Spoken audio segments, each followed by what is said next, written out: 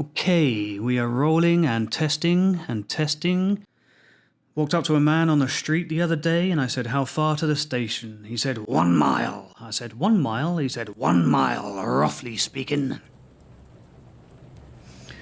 Don't know why I bother. Brothers, sisters, comrades and friends, welcome to Bad Country.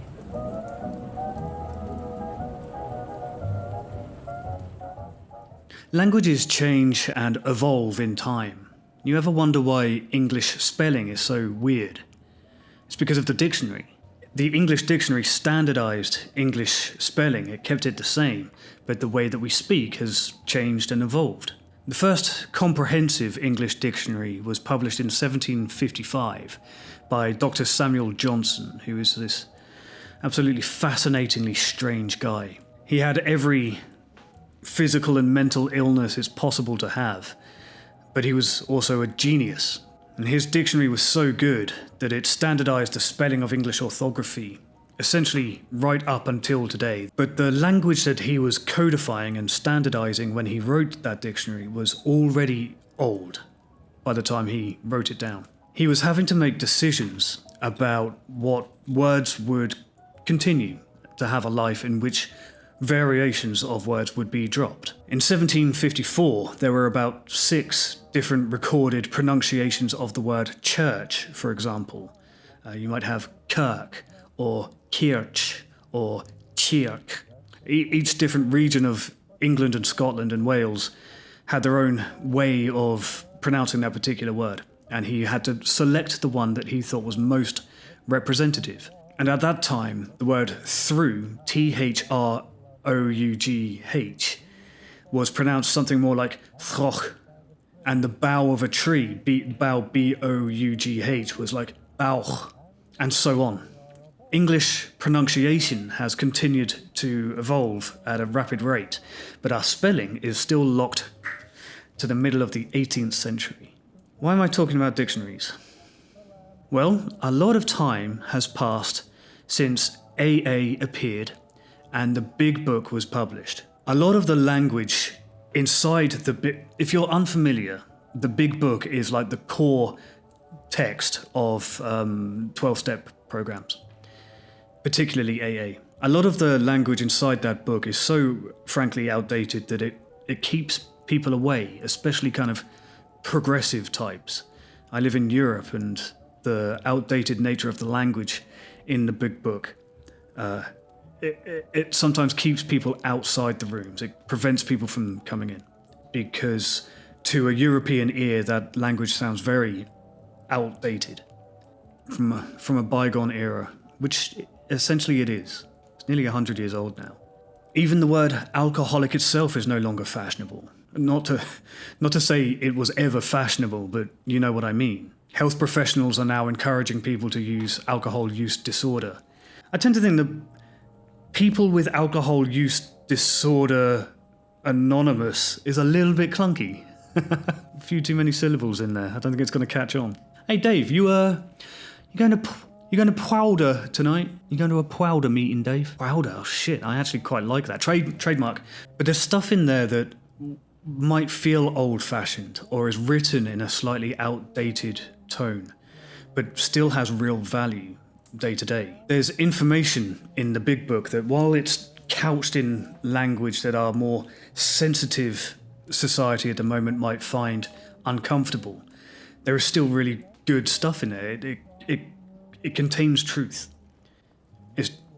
And sometimes we have to look past the language itself. What can I hear buzzing? Is there a moth in here, for fuck's sake? Sounds like it's big.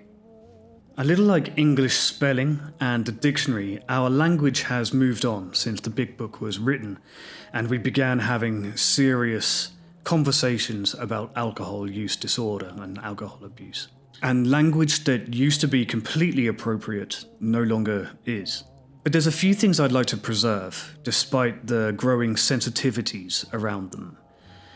My approach to all literature, in fact all critical material, is to chew the meat and spit out the bones. It's a good way to live. And today I want to talk about dry drunk syndrome, and how even knowing about its existence might help you to prevent a relapse. So what is dry drunk syndrome?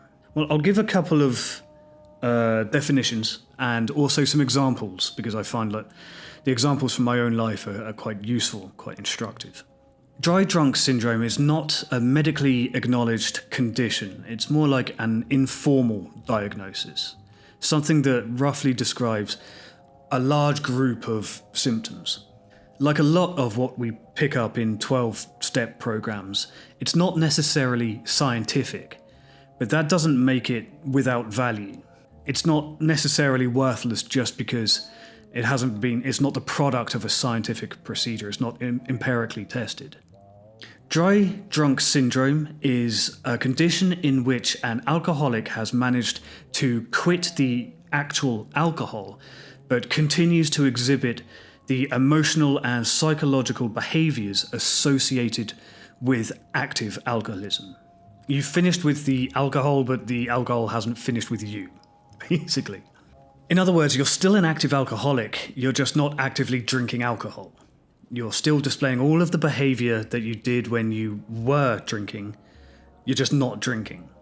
Everything that made you selfish and difficult to be around, that's all still there, but you are technically sober. In fact, in recovery communities beyond alcohol, you might also hear the term unsober, feeling unsober, which means that you are sober, you haven't taken your addictive substance of choice, but your mindset is not sober. You're not in a sober headspace, for lack of a better term. And it's a very dangerous place to be, because the only component missing from this state is the drink itself. And without intervention, there's only a small step between dry drunk syndrome to, well, drunk syndrome, I guess. Hey, I'll tell you what, if we're looking for a word to replace alcoholic, I think drunk syndrome is a pretty good contender. I'm not an alcoholic, I'm suffering from drunk syndrome. So what causes dry drunk syndrome? What's behind dry drunk syndrome? Well, in short, and not to be too facile about this, but whatever was causing your alcohol use disorder in the first place is probably causing your dry drunk syndrome too. The way it was explained to me was that dry drunk syndrome is largely a product of not doing the work, not working on your recovery, not doing the daily grind work of recovery. Complacency, that is, having too much confidence in your sobriety and taking it for granted that you've got your addiction beaten. Then if you're doing that, you're just leaving the door slightly ajar for a relapse. Pride cometh before a fall, right? And speaking openly, that is exactly what has caused the majority of my major relapses. It's that complacency, that not doing the work.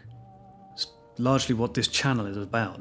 This is part of me doing the work. I'd been sober for about 3 years the first time I had a major relapse. And that relapse was because I wasn't actively working on my sobriety anymore.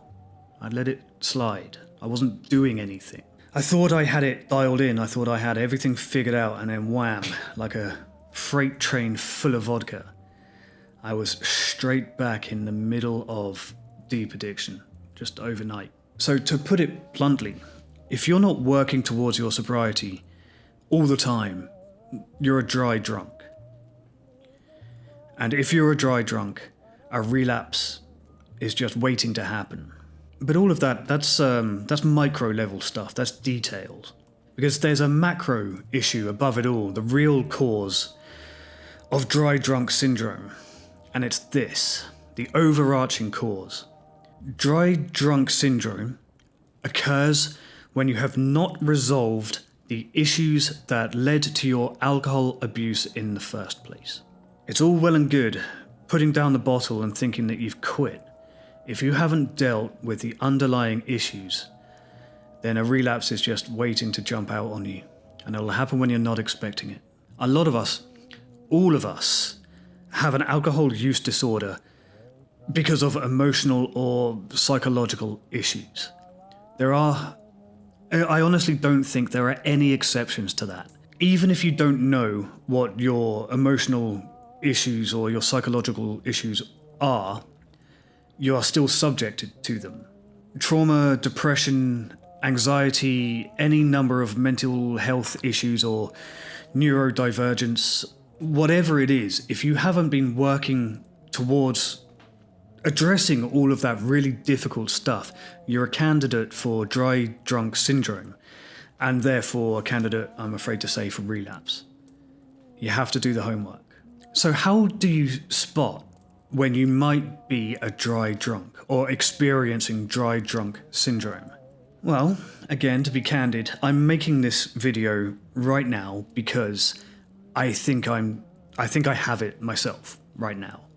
Like just recently I've had little pangs of nostalgia for drinking, which is not good. And I've just learned over time, over a number of relapses, to spot my patterns of behavior that are indicative of an incoming relapse. I think I'm at risk right now. I feel there are some patterns of my behavior that lead me to suspect I am currently a dry drunk. I've spotted my own behavior, but more than that, my girlfriend has spotted it. My parents too. My mum, my poor, long-suffering mother, she can spot if I'm wavering just from how I say, "How are you?" on Facebook Messenger. That's how well attuned the people around me are.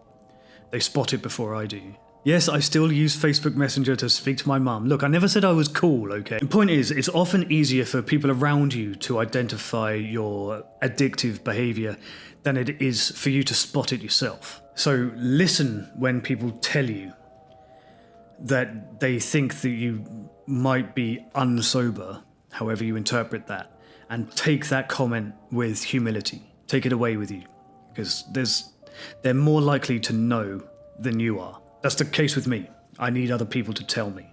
To give you a bit of a leg up, a bit of a head start in spotting your own dry, drunk behavior patterns, I'll share with you my own, or 5 of them anyway. And I'm going to share them as best I can with some real examples so that you can see what these things are like in practice. And then hopefully you might be able to spot them in yourself if you share them. Number 1, isolating myself. This is probably the biggest. It's also usually quite a slow process, so it can be quite hard to spot. I like my own company at the best of times, as well as the worst of times. I like being alone. I protect my own space, even when I'm healthy and relatively stable as I could be. But there's a point at which I stray from wanting to preserve my own personal space to actively shutting people out. When I'm preserving my own personal space, I think in general that's probably quite safe, maybe even healthy in some regards. When you're actively shutting people out and keeping people at a distance, that's less healthy. And it starts small. It starts in small ways. I get anxious about my mail, physical, like post mail. I won't open my own mail for days. And that's the first little warning sign. I don't want to open it, so I just don't. The same with emails. I get a pang of anxiety every time I hear my email notification go ping. And that's part of isolating myself, is wanting to shut other people out, limit the channels of communication. And eventually I start even picking fights with people, my girlfriend or my loved ones, friends, family, colleagues, in an effort to kind of push them away, to give me the space that I want, to isolate myself in. And I really push people away so that I can dwell on my misfortunes and feel sorry for myself. And that is exactly what I do when I'm actively drinking. So that's relapse territory for me. Number 2, lying. I'm honest in general, I think, but in dry drunk states, I start lying, or at least not telling the whole truth. It's not always deceptive, but it's not honest either.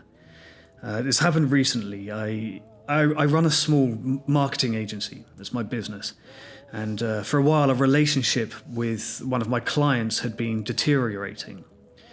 And basically, I'd helped launch the business. And as soon as it launched, it was underperforming. And I felt very bad and under a lot of pressure and stress. I felt very guilty about it. But instead of reaching into my network of professionals for support and colleagues and stuff, I just kind of told everyone everything was fine and that there wasn't a problem. And that might not sound much, but it's in the little behaviors, I think, that we find signs of a larger problem. Okay, so when I am saying everything is fine, there is no problem, that's almost exactly like the way I might say, leave me alone, I don't have a problem. And that's alcoholic talk, isn't it? You see the parallels there. As above, so below. 3, the third of the 5, emotional volatility. I'm not a rage monster. In fact, I rarely even get particularly angry. I think grumpy is a better word to describe me. And that's true, like, even when I'm fine. When I'm circling kind of the sobriety drain slightly, as I have been recently, it's not grumpiness, it's like outright irritability, spikiness. I'm more irritable, and I'm more acerbic, and I'm more spiteful than I usually am. And I'm usually a little bit of all of those most of the time, so it can be hard to tell. But it manifests in me being very direct, very blunt with my colleagues and loved ones. Just being kind of spiky and unapproachable and treating every little request like it's a major burden, instead of being open and willing, which is what I prefer to be most of the time. I think that response, that reaction of making people feel bad for asking me for things, I think that's designed to make people feel bad because I feel bad. It's really petty. I find myself lashing out and making a big deal out of other people's flaws and mistakes, and it's just, God, I think I might just be a shitty person. I think that's it. Okay, number 4. Impulsiveness.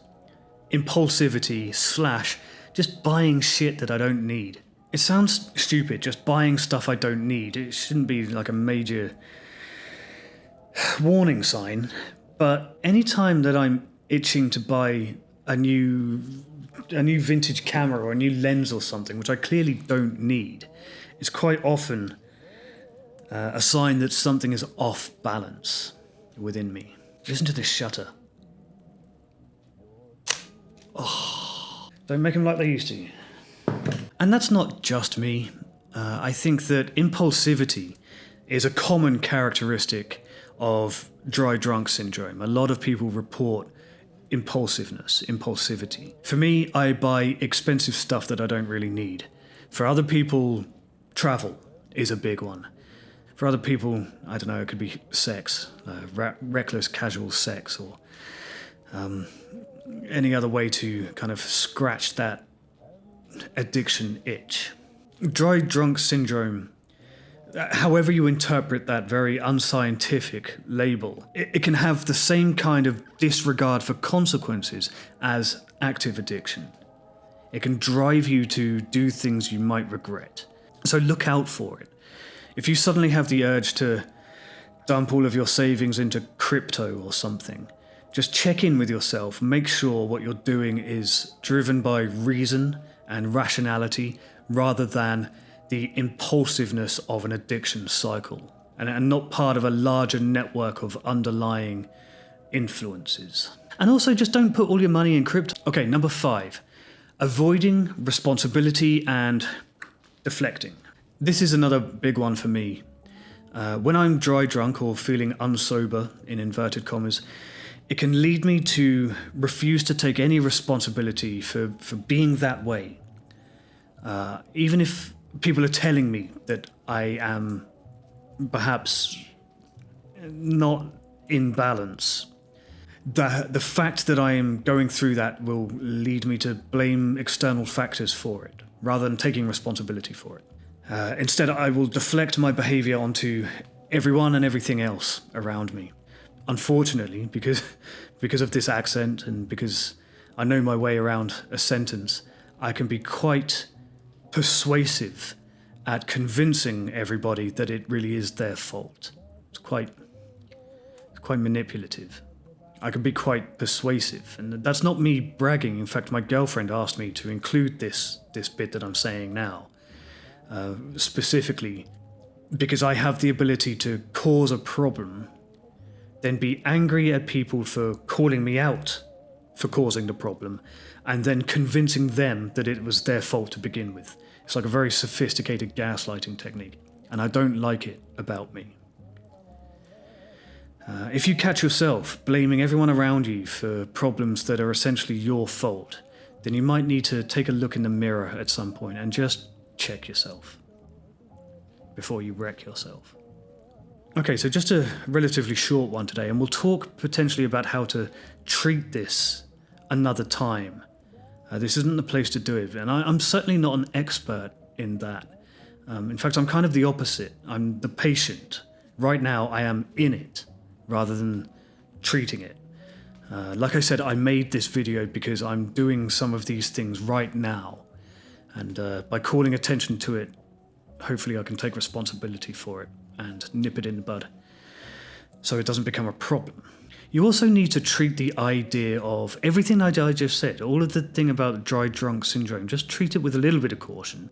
As I said, it's not scientific, and as I spent several minutes at the start of this video, the language behind it it's not very modern. But I do want to protect the phrase dry drunk syndrome, and I want to protect the idea. I think it's important because it is useful. It is useful for simplifying and condensing a nuanced psychological concept into terms we can all understand, right? There's value in that, because not everyone in recovery has a doctorate in neuroscience. I think terms like dry drunk syndrome, we can process it easily. We don't need to go and study and have an intimate knowledge of neuropsychology in order to comprehend what dry drunk syndrome is, even if it is not a particularly scientific term. And I think that's my bit for tonight. I'm running out of coffee, so let's wrap it up. If you like the thoughts that come out of my big rubbery face, please do subscribe and like. And I would love to hear your thoughts and opinions on this subject in the comments. I do reply to everything, so I would like to know, honestly, whether I'm way off track with this stuff, as I often am. I'm not afraid to be wrong. I like to be proven wrong. So, thank you for watching, and as always, good luck out there.